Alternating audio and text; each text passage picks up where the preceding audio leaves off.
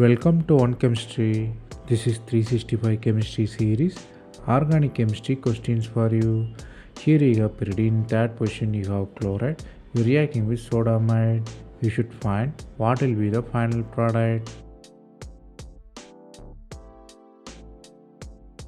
Here the whole reaction involves Benzyne mechanism, but where the proton abstraction happen is important. It's a regioselective adsorption.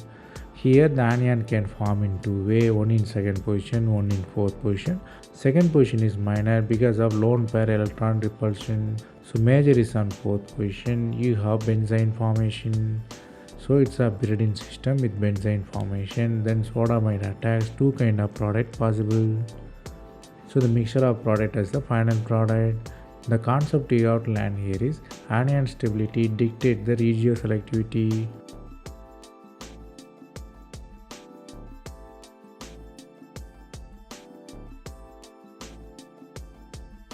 That's all from this video. Thanks for watching. If you have any suggestion, comment below.